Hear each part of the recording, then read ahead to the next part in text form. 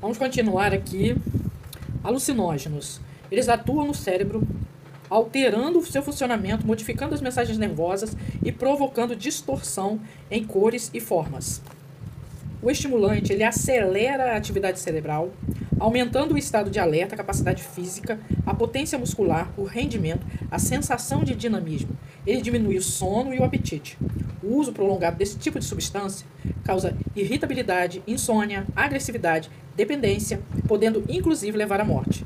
Como, por exemplo, dessas substâncias, temos os mais usados, né, que é a cafeína, a nicotina, a anfetamina, as bolinhas, a cocaína, o crack e a merla. É importante que você, nosso aluno, preste muita atenção. Nós temos outras elaborações, né, outros passos do entorpecente, mas nós vamos falar um pouquinho mais adiante. Podemos classificar essas drogas em lícitas, semilícitas e ilícitas.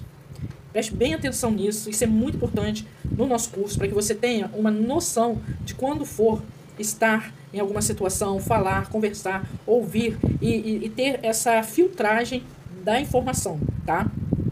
O conhecimento para o profissional da investigação privada, ele deve ser analisado. Então, não é tudo aquilo que uma pessoa diz é verdade. Nós já estudamos em epistemologia o que é a verdade. A verdade pode ser a sua verdade. Você pode achar que a sua verdade é correta, mas quando você entra num outro contexto da sociedade, você vai ter um entendimento do que é a verdade em si. Então vamos prestar bastante atenção sobre essa questão aqui do que é lícito, do que é semilícito e do que é ilícito. Vamos lá, pessoal, matéria de prova, hein?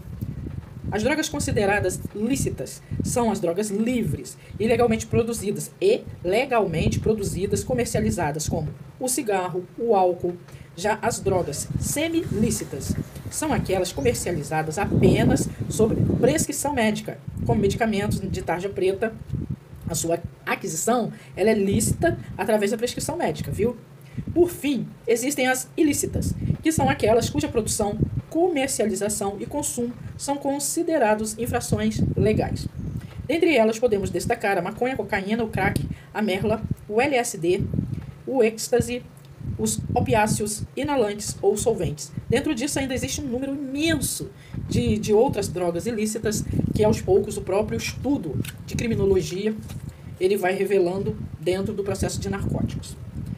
Alguns termos citados, você poderá ouvi-los em outras situações do seu dia a dia para facilitar a compreensão e tornar um profissional mais conhecedor no assunto. Você deve ter um entendimento maior de como é o conceito, tá? Vou falar um pouquinho do conceito aqui. O que é o psicotrópico, tá? A palavra grega, psico, significa psiquismo, o nosso interior, aquilo que sentimos e pensamos, ou seja, a nossa subjetividade. Já a palavra trópico relaciona-se a tropismo, que significa ter atração por alguma coisa. Daí, psicotrópico, poder, né? É o poder compreendido. Eu estou atraindo através do meu psiquismo uma droga e ela é aquela que vai atuar no meu cérebro, alterando totalmente o meu psiquismo. Mais adiante nós vamos explicar melhor sobre isso. O medicamento ou fármaco é a droga que em determinada dosagem ela pode atuar no organismo vivo e provocar efeitos benéficos ou úteis. Por exemplo, um comprimido que você toma para aliviar uma dor de cabeça. Então, ela vai atuar ali e vai fazer um bem a você. Todo ser humano, ele de alguma forma, ele faz uso de algum tipo de droga, né? Então, você não pode conceituar o outro como drogado. Se você toma um café, se você toma um chá, se você faz uso de algum material ligado ao fármaco, ao medicamento, você já automaticamente você já é uma pessoa que está ligada ao processo da droga. Agora, definir como lícita ou ilícita é outra história. Bom, vamos falar agora a droga e o tóxico. É um termo usado geralmente para designar a substância proibida por lei, que é capaz de modificar a função de organismos vivos, resultando em mudanças fisiológicas, psicológicas e do comportamento. O tóxico é uma droga que, administrada em organismos vivos, produz efeitos nocivos, ou seja, que fazem mal à saúde. Um inseticida, por exemplo, pode fazer mal à sua saúde. Então, você deve ficar prestando atenção que existem diferenças entre medicamentos e as drogas, tanto aqueles que estão sendo considerados como drogas, pois de alguma forma vai atuar no nosso cérebro, tem o efeito sobre os seres vivos. Se tomamos um comprimido de dor de cabeça, esse comprimido, o que vai acontecer? Ele vai ter uma função de aliviar a dor. Assim como uma droga ilícita, por exemplo, aliviará a ansiedade do usuário. Agora, é sempre importante lembrar, por exemplo, o cigarro e os comprimidos para dor de cabeça sejam também drogas, assim, são drogas, tá, gente? O cigarro é uma droga, o comprimido de dor de cabeça é uma droga lícita, certo? Mas não significa que de alguma forma ele vai causar um efeito colateral com o uso contínuo. Ele pode ter efeitos, né, sobre o organismo e pode causar dependência. Eles não são considerados pela sociedade ilícitos. Então, o termo droga passou a ser associado àquilo que é ilícito, ilegal, embora o medicamento também seja uma droga. Podemos ainda referir a quantidade, por exemplo, em relação a remédios para dormir. Quando bem administrada, essa droga auxilia no sono de uma pessoa que esteja com dificuldades para dormir. Entretanto, se a pessoa passa a não conseguir mais dormir sem o remédio, ela já estabeleceu a dependência. Então, a partir daí, o remédio deixa de ser um benefício, podendo ainda gerar efeitos colaterais indesejáveis ou outros sintomas ainda mais graves. O limite entre o remédio e o veneno pode ser muito sutil, como por exemplo a utilização do veneno da cobra. Para a colaboração da vacina, né, o próprio veneno ele vai socorrer aquela pessoa ou o ser vivo picado. O veneno se transforma em remédio, pois a vacina é feita dele mesmo. Mas existem casos em que o remédio pode transformar em veneno, como o caso de uma dosagem excessiva de um remédio para dor de cabeça, que pode levar a complicações sérias, talvez até mesmo à morte. Eu quero que vocês pensem bastante sobre isso, porque às vezes a gente está fazendo investigação e nós precisamos ter essa noção dessas diferenças e sempre estar atento à questão do preconceito. Ter muita cautela em relação a quem te contratou, a agressividade de quem te contratou, cabeça fria na hora de fazer o seu procedimento, de fazer o seu laudo, tá? Respeito com aquele ser humano que às vezes é dependente, respeite sempre o ser humano, tá? Principalmente se você for citá-lo num dossiê, num material, tenha palavras técnicas das quais você fica muito mais bem colocado diante de qualquer autoridade. A intoxicação aguda, ela é a consideração, né, é uma condição transitória que ocorre no consumo excessivo do álcool ou de outras substâncias psicoativas. O resultado em perturbações no nível de consciência, cognição, percepção, afeto, comportamento e outras funções, né, algumas respostas psicofisiológicas. O que é psicofisiológico? É o que psicologicamente a pessoa não consegue entender muito bem ou fala coisas desconectadas, e questões físicas mesmo, a pessoa não tem nem noção, às vezes ele entra num processo de choro, de risada, as funções fisiológicas, elas estão acontecendo ali, a pessoa às vezes tira a roupa, anda na rua, não tem muita noção. Então são situações psicofísicas, né? Podemos também citar mudanças de humor, coordenação, e é comumente também a outra função que detona com o fígado, que é a ressaca. Dependendo do tipo de droga, da quantidade ingerida, à medida que os efeitos vão diminuindo, aquela intoxicação vai reduzindo e o indivíduo vai voltando ao normal, né? No entanto, em alguns casos mais complexos, pode causar danos seríssimos ao organismo, com graves sequelas, também como, por exemplo, a falta de oxigênio no cérebro, que pode determinar causas e danos irreversíveis na pessoa e também podendo levar a um estado vegetativo e à morte. Olha, vamos falar um pouquinho agora sobre o uso nocivo, né? A OMS, a Organização Mundial de Saúde, ela declara que o uso de substâncias psicoativas por muitas vezes causa dano à saúde. O dano pode ser físico, como no caso da hepatite decorrente da administração de drogas, né? É muito importante prestar atenção nisso, viu? De drogas injetáveis, e também os efeitos mentais, como episódios depressivos, causados pelo grande consumo de álcool. Então, o uso nocivo, ele é aquele uso constante, em maior quantidade, que vai deixar sempre a pessoa próxima da dependência. Toxicomania. O que é isso? É o estado de intoxicação periódica ou crônica, ainda mais nocivo no indivíduo, determinado pelo consumo repetido de uma droga, natural ou sintética. Podemos caracterizá-la como um desejo irresistível causado pela falta da droga, comumente conhecida por fissura. O usuário possui essa tendência de aumentar a dose para que ela tenha cada vez mais sensação de leveza, né? A droga ela vai começar a provocar, né, sensações diferenciadas e aponta para a dependência tanto psíquica quanto física e provoca nos dois pontos efeitos irreversíveis. a síndrome e a dependência. É entendida e tratada como doença. A OMS entende como doença. Ela conceitua a síndrome e a dependência como sendo um conjunto de fenômenos fisiológicos, comportamentais, cognitivos, no qual o uso de uma substância ou classe de substâncias alcança a prioridade muito maior para um determinado indivíduo do que para outros. Define, né, algumas pessoas, elas têm uma dependência maior e outras não têm.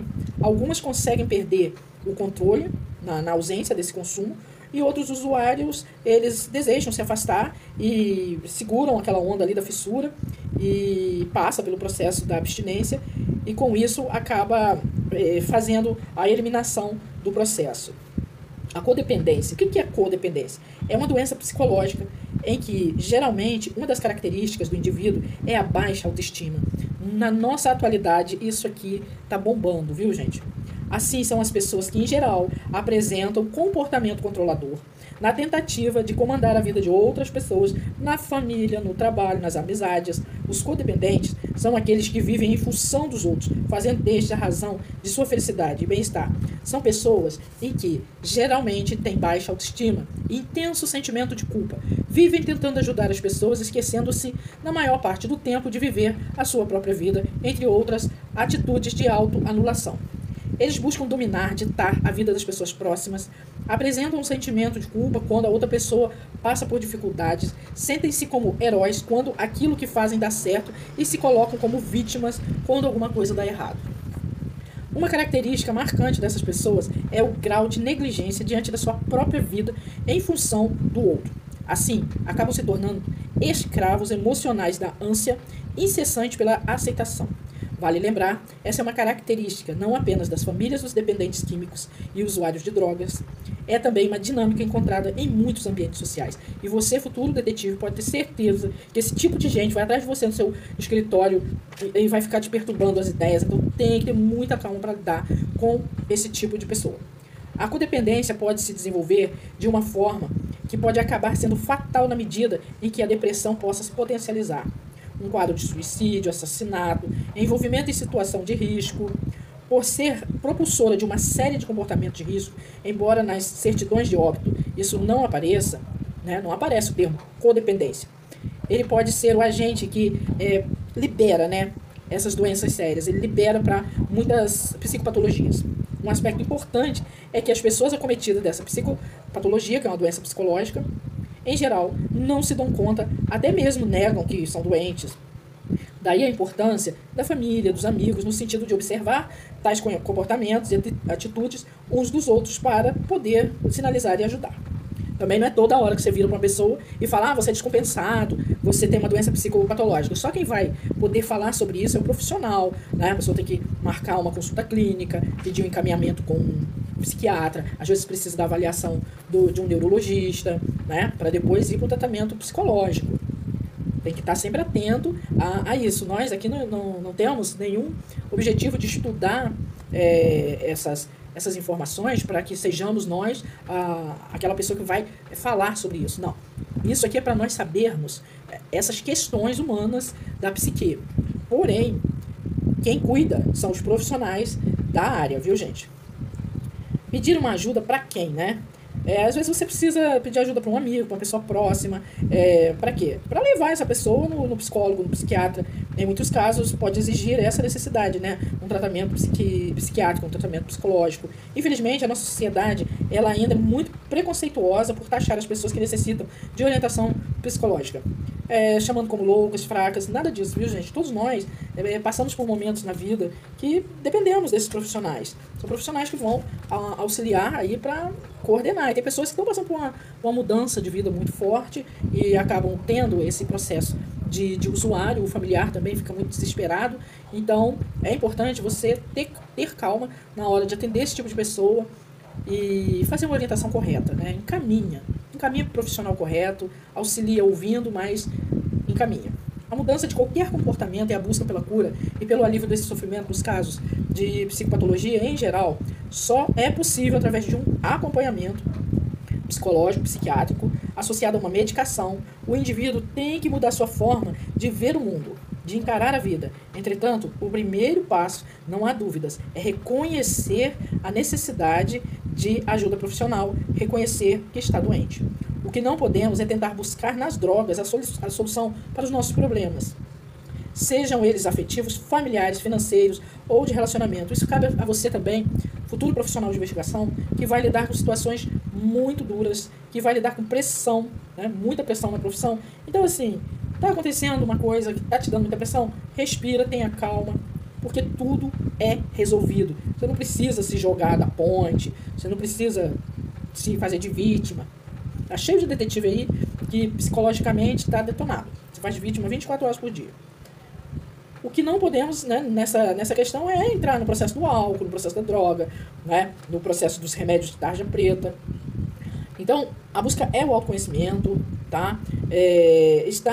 Guardar um dinheiro sempre para você fazer o seu tratamento psicológico, para você fazer a sua busca interior, para você fazer a sua melhoria através de uma terapêutica correta, profissional correto, certo? A droga, ela nunca será a solução para nada, nada. Ela vai gerar uma série de muito mais problemas, tá? Bom, vamos falar também da abstinência narcótica. Após o consumo excessivo de drogas e de que você já ter passado, né, no processo de dependência química, o indivíduo ele pode interromper o consumo de drogas de uma forma a buscar sintomas característicos. E ele vai ter abstinência, ele vai passar pela abstinência, tá?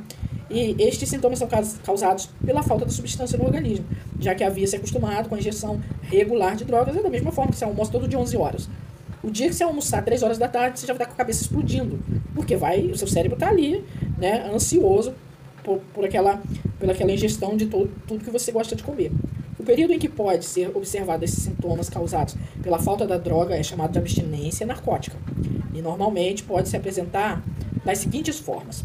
Prestem muita atenção no que eu vou passar para vocês agora, tá, gente? As primeiras 4 horas, a pessoa vai ter a fissura.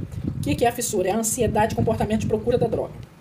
Primeiras 8 horas, ansiedade, procura da droga, lacrimejamento, coriza intensa, bocejos, sudorese, fraqueza geral. Só parece que vai desfalecer. Vamos lá.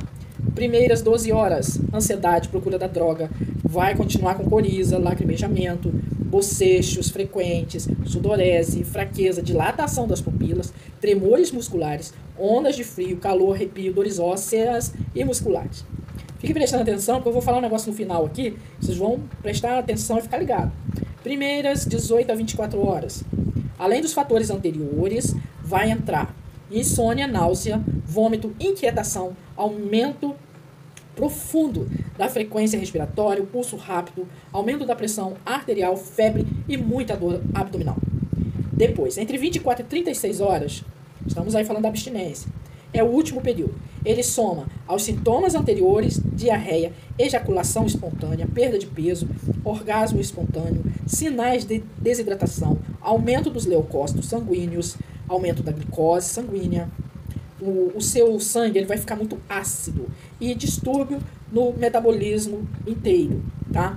Gente, o uso excessivo de celulares, o uso excessivo da internet, se você parar, der um corte, todos esses efeitos vão acontecer também, tá? Pela descrição desses sintomas, né, de abstinência, podemos nos dar conta de quanto essa droga mexe com o nosso organismo. O organismo lá do usuário, né? A importância de um acompanhamento profissional para que ele consiga enfrentar todos os seus obstáculos e possa viver sem a droga. Este não é um processo fácil, tá? Então, assim, fechando agora esse momento da nossa aula, depois nós vamos falar sobre a síndrome do recém-nascido, um histórico aqui sobre as drogas, né? Desde 5.000 anos antes de Cristo, quero falar um pouquinho sobre isso, porque o nosso curso ele precisa levar o aluno a uma reflexão humana. Saber que você escolheu uma profissão que vai trabalhar a elucidação e você tem que estar embasado. Você não tem que dizer eu sou um detetive particular, eu estou aqui, eu faço e aconteça. Não, você não faz, você não acontece nada. Você tem que fazer o seu trabalho de levantamento, mas tem que estar embasado. Tem que estar embasado no humanismo e para você embasar no humanismo, você precisa ter fundamento. O que é fundamento? Conhecimento de muitos assuntos, tá? Próxima aula vamos falar ainda sobre narcóticos, sobre substâncias, sobre a duração delas no sangue. É importante, viu, pessoal?